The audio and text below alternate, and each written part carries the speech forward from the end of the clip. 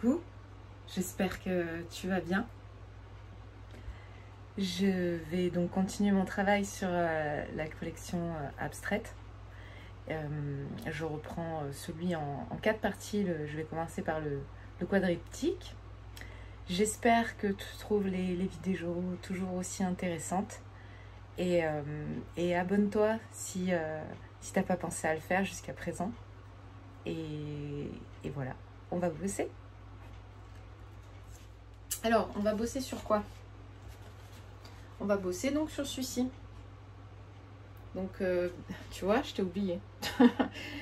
Mais je te mettrai les photos de l'avancement.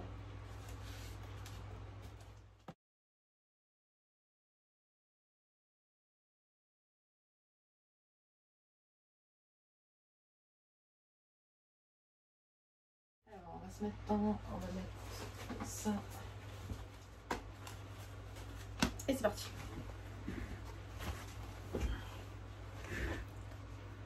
Alors, c'est parti. Je pense que je vais m'attacher les cheveux quand même.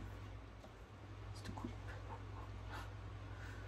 On n'est pas là pour faire un défilé. Allez, hop. Ok, aujourd'hui, en fond sonore, je vais mettre un conte de Grimm qui se trouve sur YouTube. Le titre, c'est Livre audio, Le diable aux 3 cheveux d'or. C'est sur la chaîne Livre audio, avec un S, à livre. Conte de Grimm.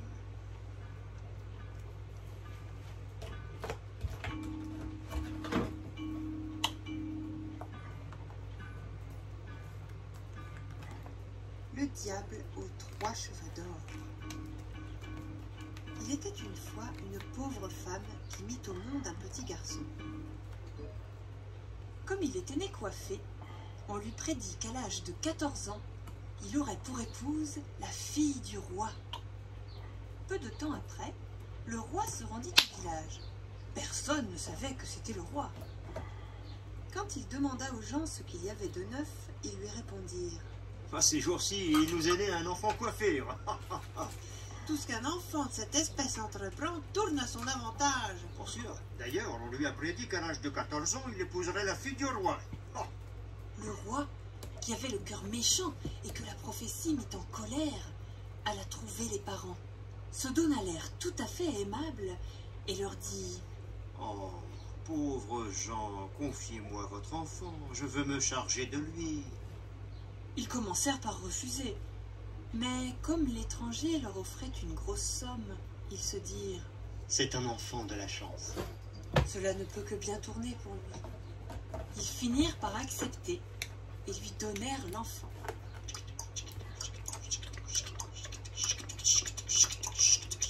Le roi le mit dans une boîte et partit à cheval avec lui jusqu'au bord d'une eau profonde. Alors, il y jeta la boîte en se disant: J'ai débarrassé ma fille de ce prétendant inattendu. Mais la boîte n'alla pas au fond. Elle vogua comme un petit bateau et pas une goutte d'eau ne pénétra à l'intérieur. Elle navigua ainsi jusqu'à 2 lieues de la capitale du roi, où se trouvait un moulin au barrage duquel elle resta accrochée. Un jeune meunier qui, heureusement, se trouvait là et l'aperçut, l'attira à lui avec un harpon et crut avoir trouvé de grands trésors. Mais quand il l'ouvrit, elle n'y vit qu'un beau poupon tout frais et dispos. Il l'apporta au maître du moulin, et comme ceux-ci n'avaient pas d'enfant, ils s'en réjouirent et dirent: c'est Dieu qui nous l'a donné. Ils prirent bien soin de l'enfant trouvé, et il grandit, orné de toutes les vertus. Il arriva qu'un jour d'orage, le roi entra au moulin et demanda au meunier si ce grand garçon était leur fils. Ah non, c'est un enfant trouvé. Il y a 14 ans de cela. Ouais. Il est arrivé dans une boîte jusqu'à notre barrage. Eh oui, et c'est notre apprenti qui l'a tiré de l'eau. Le roi vit alors qu'il ne pouvait pourrait s'agir que de l'enfant né coiffé qu'il avait jeté à la rivière. Brave Jean. Ce jeune homme ne pourrait-il porter une lettre pour la reine? Je lui donnerai 2 pièces d'or pour sa peine. Oh, à vos ordres, sire. Et ils dirent au jeune garçon de se tenir prêt. Alors, le roi écrivit un billet à la reine où il était dit: dès que le porteur de cette lettre arrivera, il devra être tué et enterré. Et tout cela avant mon retour. Le garçon se mit en route avec cette lettre, mais il s'égara et il arriva le soir dans une grande forêt. Dans l'obscurité, il vit une petite lumière, se dirigea vers elle et arriva à une petite chaumière. Au moment où il entra, une vieille femme était assise toute seule près du feu. En l'apercevant, elle fut effrayée et dit: D'où viens-tu? Et où vas-tu? Je viens du moulin et je vais chez la reine à qui je dois porter une lettre. Mais comme je me suis perdu dans le bois, je voudrais bien passer la nuit ici. Pauvre enfant, tu es tombé dans un repère de brigands. Et quand ils rentreront, ils te tueront. Vienne qui voudra, je n'ai pas peur. Mais je suis si fatigué que je ne peux pas aller plus loin. Il s'étendit sur un banc et s'endormit. Peu après, les brigands rentrèrent, et ils demandèrent avec colère qui était cet étranger. « Ah, c'est un enfant innocent. Il s'est égaré dans la forêt, et je l'ai recueilli. Par pitié, il doit porter une lettre à la reine. » Les voleurs décachetèrent la lettre et la lurent. Et il était dit qu'aussitôt arrivé, le garçon devait être tué. Alors, les brigands au cœur dur furent pris de pitié. Leur chef déchira la lettre et en écrivit une autre où l'on disait: dès son arrivée, ce jeune garçon devra être marié à la fille du roi.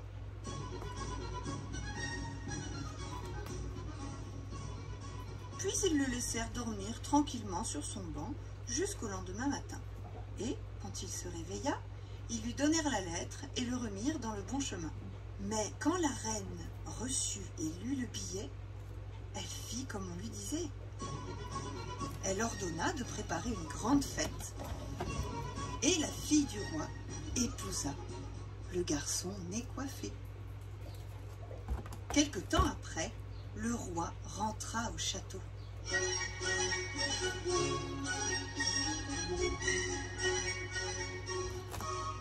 Il vit que la prédiction s'était accomplie et que le favori de la fortune avait épousé sa fille. Comment cela est-il arrivé? L'ordre que je donnais dans ma lettre était tout différent.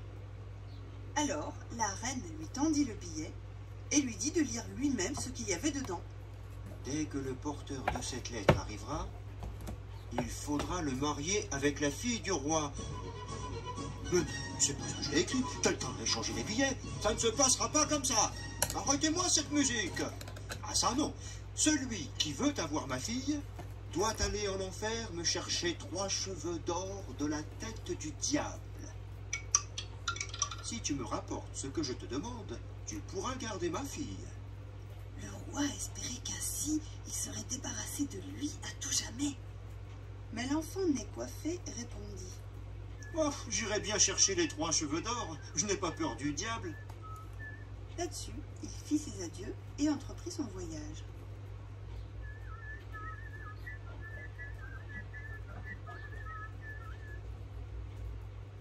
Son chemin le conduisit à la porte d'une grande ville, où le gardien lui demanda quel métier il connaissait et tout ce qu'il savait. Je sais tout. Je sais tout. En ce cas, dit le gardien, tu peux nous rendre un service en nous disant pourquoi la fontaine de notre marché, d'où le vin jaillissait d'ordinaire, s'est tarie et ne donne même plus d'eau. Oh, vous le saurez. Attendez seulement mon retour. Puis il continua son chemin et arriva à la porte d'une autre ville, où le gardien lui demanda de nouveau quel métier il connaissait et tout ce qu'il savait. Je sais tout. Je sais tout. En ce cas, tu peux nous rendre un service, n'est-ce pas? En nous disant pourquoi un arbre de notre ville, n'est-ce pas, qui d'habitude donnait des pommes d'or, n'est-ce pas, ne porte même plus de feuilles à présent. N'est-ce pas? Oh, mais vous le saurez. Attendez seulement mon retour. Puis il continua son chemin et arriva au bord d'une grande rivière qu'il lui fallait traverser. Le passeur lui demanda quel métier il connaissait et tout ce qu'il savait. Je sais tout. Je sais tout. En ce cas, flic, floc. Tu peux me rendre un service? Flic, dit le passeur. Floc. En me disant pourquoi je dois naviguer continuellement d'une rive à l'autre, sans être jamais relayé. Eh bien, tu le sauras, Flic-Floc. Attends seulement mon retour.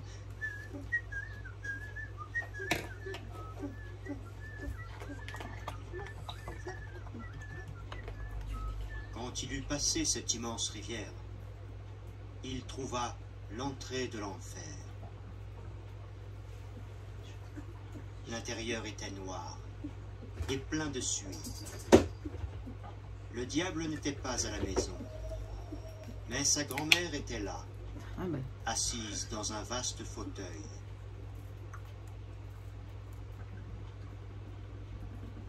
Il a la cote avec les grand-mères, lui. Que veux-tu? Elle n'avait pas l'air bien méchante. Je voudrais 3 cheveux d'or de la tête du diable, sans quoi je ne pourrais pas garder ma femme.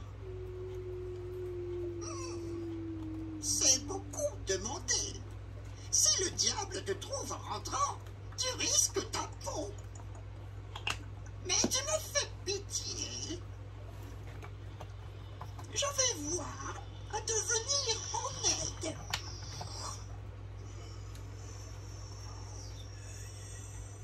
Elle le changea en fourmi et lui dit: Fourre-toi là, dans les plis de ma robe. Tu y seras en sûreté. Bon.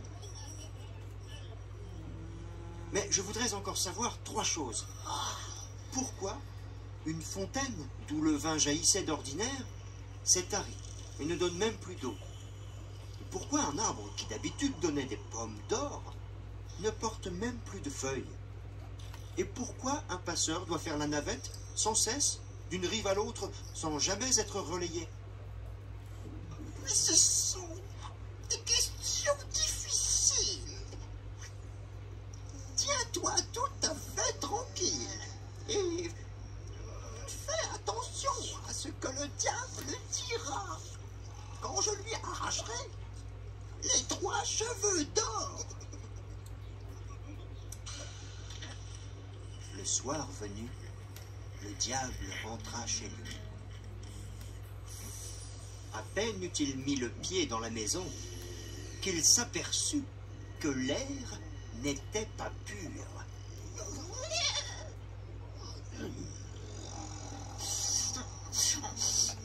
Oh, je sens la chair humaine.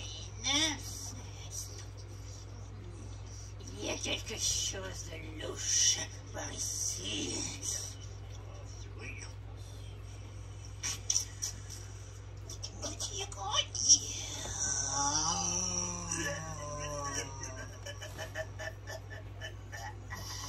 Puis, il se mit à regarder et à scruter chaque recoin de la maison. Mais il ne put rien trouver.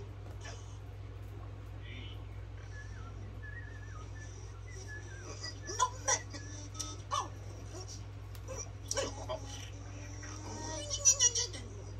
On a à peine fini de balayer et de tout ranger. Et voilà que tu nous remets tous en dessus-dessous. Tu as toujours l'odeur de la chair humaine dans le nez.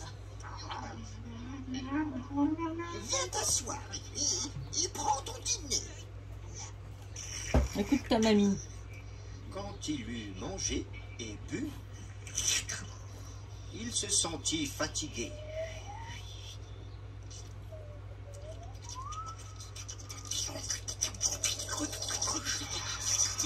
Il mit sa tête sur les genoux de sa grand-mère et lui demanda de l'épouiller un peu.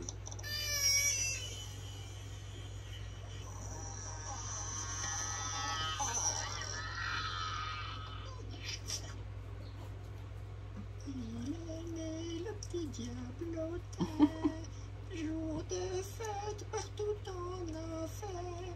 Il est né le petit diablotin, chantons tous son esprit malin. Au bout d'un peu de temps, il s'était assoupi. Soufflait. Et ronflait.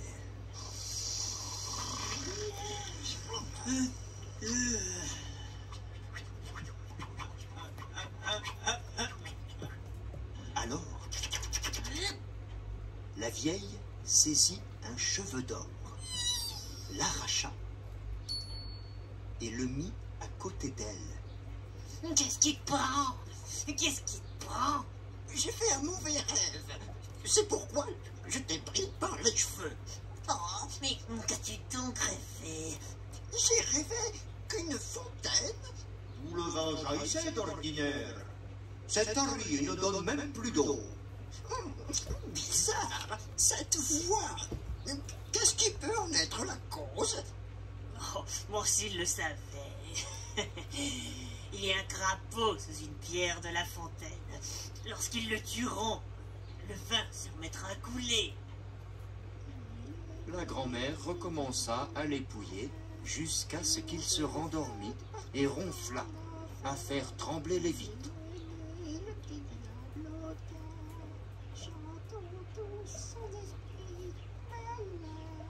Alors, elle lui arracha le deuxième cheveu.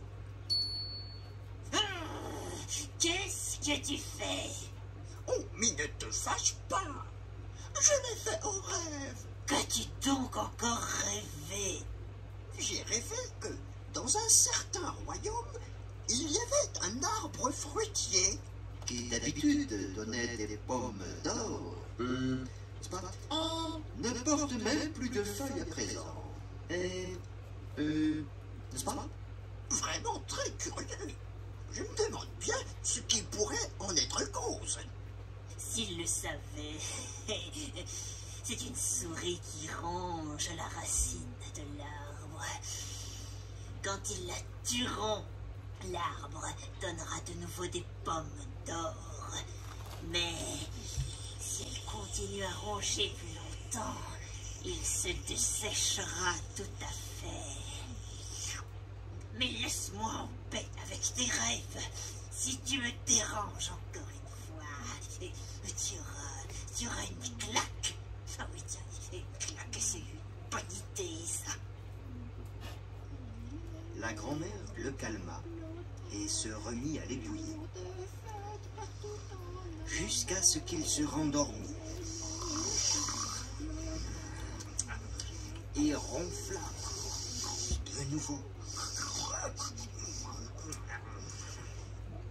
Alors, elle saisit le troisième cheveu d'or et l'arracha. Le diable sauta en l'air et il se mit à crier et s'apprêta à lui faire passer un mauvais quart d'heure. Mais elle l'apaisa une fois de plus. Mais c'est pas de ma faute. J'ai encore fait un mauvais rêve. Qu'as-tu donc rêvé? Tu vas pas me croire. Figure-toi que j'ai rêvé d'un passeur qui se demandait... Pourquoi je dois naviguer continuellement d'une rive à l'autre sans être jamais relayé? Alors là, vraiment étrange. Sais-tu ce qui pourrait en être la cause? Pauvre l'imbécile. Quand quelqu'un viendra et demandera à être passé, il n'aura qu'à lui mettre la gaffe dans la main.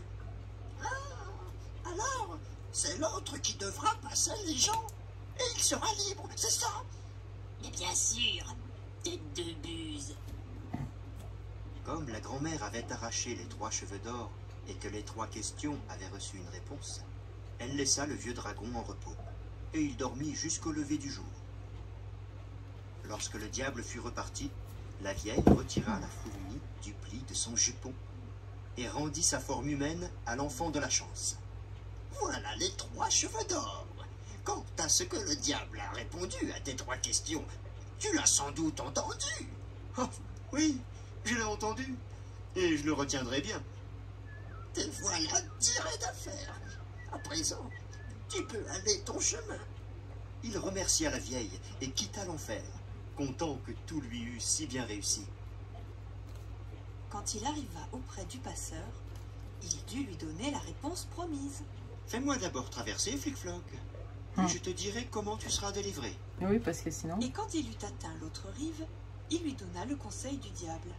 Quand il reviendra quelqu'un te demander de passer, tu n'auras qu'à lui mettre la gaffe dans la main. Il continua son chemin et arriva à la ville où se trouvait l'arbre stérile et où le gardien voulut aussi avoir sa réponse. Alors, il lui répéta ce qu'avait dit le diable. Tu es la souris qui ronge sa racine, et il donnera de nouveau des pommes d'or. Le gardien le remercia et lui donna en récompense 2 ânes chargés d'or qui le suivirent. Enfin, il arriva à la ville dont la fontaine était tarie. Alors il répéta au gardien ce que le diable avait dit. Il y a un crapaud sous une pierre de la fontaine. Cherchez-le et tuez-le, et elle vous donnera de nouveau du vin en abondance. Le gardien le remercia et lui donna également 2 ânes chargés d'or. Enfin, l'enfant de la chance arriva chez lui, auprès de sa femme. Et elle se réjouit de tout son cœur en le revoyant et en apprenant que tout lui avait si bien réussi. Il apporta au roi les 3 cheveux d'or du diable qu'il lui avait demandé. Et quand le roi vit les 4 ânes chargés d'or, il en fut tout joyeux.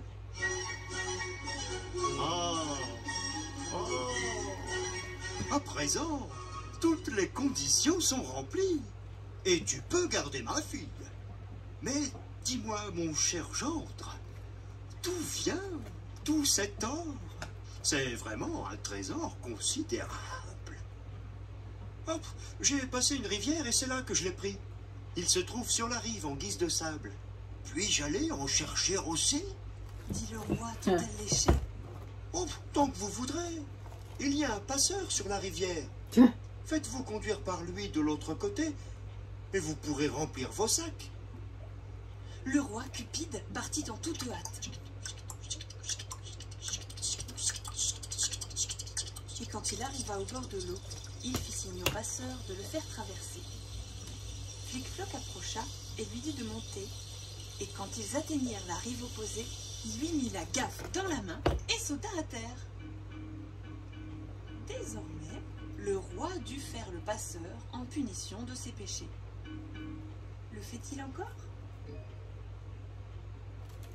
Et quoi? Il ne se sera trouvé personne pour lui prendre sa gaffe?